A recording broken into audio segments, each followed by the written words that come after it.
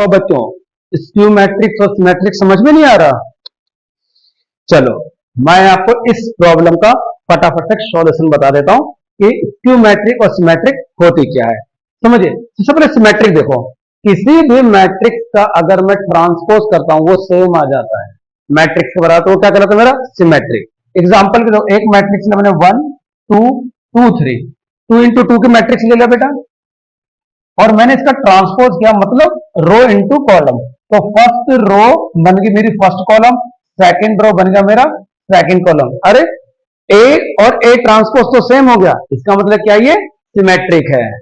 और इसकी सिमेट्रिक में अगर किसी मैट्रिक्स का ट्रांसपोज उसके नेगेटिव के बराबर आ जाता है तो उसको बोलते हैं हम स्क्यू सिमेट्रिक। एग्जांपल के एक मैट्रिक्स लिया बेटा मैंने यहां पर 0 5 -5 और 0, ये भी 2 इंटू 2 में, इसका ट्रांसपोज करते हैं हम तो क्या आता है मेरा? 0 5 -5 0।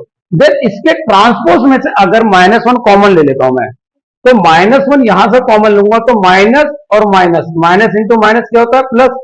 तो प्लस बन जाते तो ये 5 हो जाएगा, और प्लस में से एक माइनस कॉमन ले लेता हूं तो ये माइनस हो जाएगा, सेम हो गया। अरे कुछ इंपॉर्टेंट बेसिक से थ्योरम्स हैं स्क्यू मैट्रिक्स और सिमेट्रिक्स की। सबसे पहली थ्योरम क्या कह रहे बच्चे कि sum of two symmetric matrix is asymmetric. भैया कोई भी दो सिमेट्रिक मैट्रिक्स का सम करते हैं तो वो क्या होना चाहिए? सिमेट्रिक होना चाहिए। Let's A and B are two matrices. तो सिमेट्रिक का मतलब हो गया सिमेट्रिक ऑफ ए, बेटा ए ट्रांसपोज हो गया और बी ट्रांसपोज हो गया।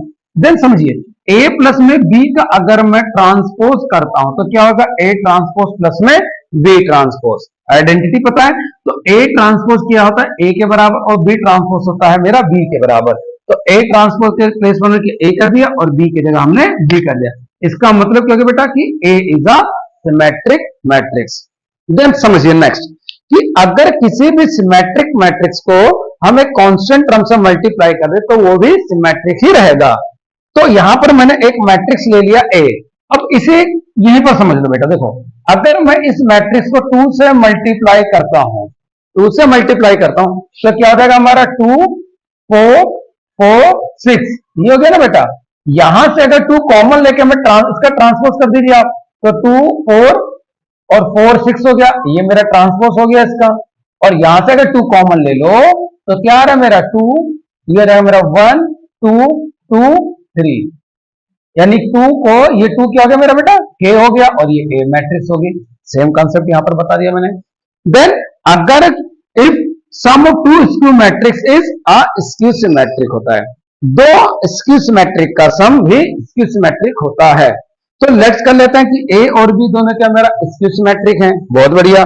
स्क्यू सिमेट्रिक की कंडीशन हमने आपको बता दी थी कि ए का ट्रांसपोज अगर नेगेटिव ए आ जाता है तो वो स्क्यू सिमेट्रिक होता है बेटा। यहां पर देखिए ए ट्रांसपोज ए है, माइनस ए है, बी ट्रांसपोज माइनस में बी है। देन ए प्लस में बी का अगर हम ट्रांसपोज करते हैं तो ए ट्रांसपोज प्लस में बी ट्रांसपोज आ जाता है। और हमें पता है कि ए ट्रांसपोज किसके बराबर होता है? माइनस ए के बराबर। तो ए ट्रांसपोज को रिप्लेस कर दिया माइनस ए से, बी ट्रांसपोज रिप्लेस कर दिया मैंने माइनस बी से। देन बोथ साइड से -1 कॉमन ले लेते हैं तो माइनस ए प्लस माइनस बी। यही तो हमें प्रूव करना था कि माइनस ए और a प्लस में b क्या है? स्क्यू सिमेट्रिक है।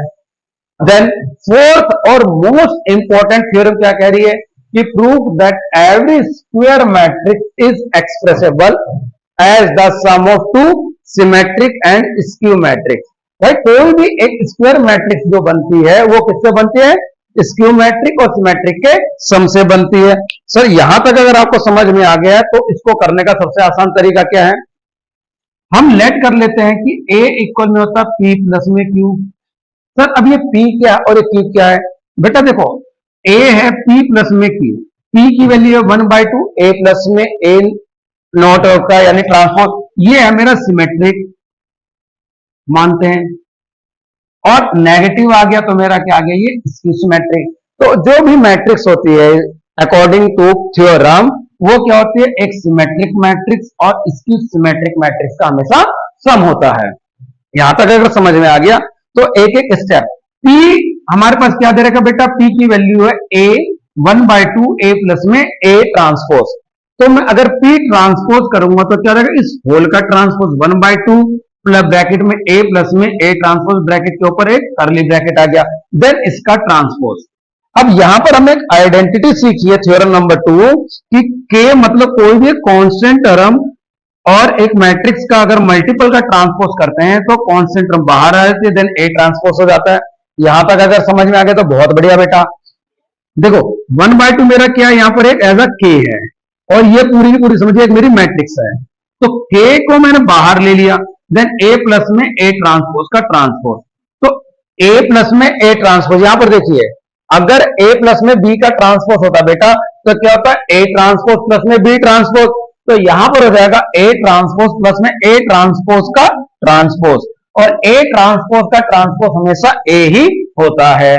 तो इसका मतलब हो गया कि P का ट्रांसपोज हो गया 1/2 A ट्रांसपोज प्लस में A, यानी इसको अरेंज कर देते हैं तो क्या आता है P ट्रांसपोज इक्वल में P आता है, वो क्या है मेरा सिमेट्रिक है। अब Q की बारी आती है भैया, Q की वैल्यू क्या है मेरे पास, जो Q मैट्रिक्स है वो है 1/2 A माइनस A का ट्रांसपोज है बेटा। तो हमने क्या किया Q का ट्रांसपोज कर दिया, तो ट्रांसपोज दोनों साइड करेंगे, सेम कांस्टेंट टर्म वाला आ जाता है कि के और एक मैट्रिक्स का मल्टीपल का ट्रांसपोज करते हैं तो के ए ट्रांसपोज हो जाता है, तो 1/2 को बाहर ले लो, A transpose minus A transpose का ट्रांसपोज हमेशा ए ही होता है। देन अब पूरी इस इक्वेशन में से माइनस वन को हमने क्या कर दिया कॉमन ले लिया बेटा, तो 1/2 माइनस ए ट्रांसपोज, देन क्या हो गया कि क्यू ट्रांसपोज मेरा आ गया माइनस में क्यू के, तो क्यू क्या हो गई स्क्यू सिमेट्रिक हो गई, और हमारा जो थ्योरम था वो प्रूफ हो गया कि जो ए स्क्वायर मैट्रिक्स होता है वो सिमेट्रिक